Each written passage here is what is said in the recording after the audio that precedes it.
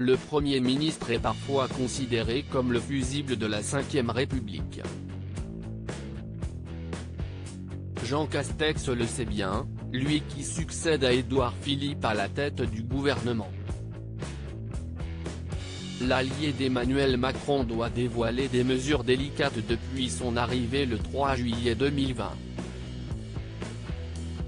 Ce 30 septembre 2021, il est attendu sur le plateau du journal de TF1 à 20 h dans le cadre de l'annonce de l'augmentation des prix de l'énergie, notamment celui du gaz, qui connaîtra une hausse de 12,6% au mois d'octobre, pour annoncer les mesures d'accompagnement de ces augmentations.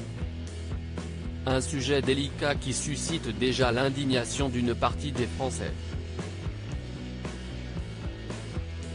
Mais dans les moments de tempête, l'homme politique peut compter sur le soutien de sa famille, sa femme Sandra et leurs 4 filles, Lise, 22 ans, Pauline, 20 ans, Eugénie, 16 ans, et Léa, 11 ans. En pleine crise sanitaire, Jean Castex a débarqué à la tête du gouvernement. Une décision peu évidente pour le haut fonctionnaire de 56 ans mais qu'il a prise sans faillir, avec toute sa famille. Si ma femme n'avait pas accepté de venir habiter à Matignon, je ne serais pas Premier ministre, a-t-il confié à Paris Match en décembre 2020. Son épouse a fait des concessions, mais elle a aussi ses priorités. Sa femme n'a pas voulu changer leur plan pour les fêtes de Noël. Elle est partie le week-end dernier avec leur fille à Valseboyer, le village de Cerdagne dont elle est conseillère municipale et où il a prévu de la rejoindre le 24 décembre pour quelques jours de repos.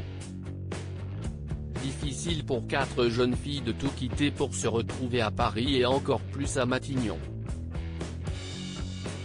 Dans l'hôtel particulier du 7e arrondissement, elles ont toutefois trouvé leur place, malgré les craintes que pouvait avoir leur père. Ça se passe très bien. Elles ont des copines, ça marche bien à l'école, s'y estime à grande fierté. Les 2 plus grandes ont choisi de faire leurs études supérieures en province.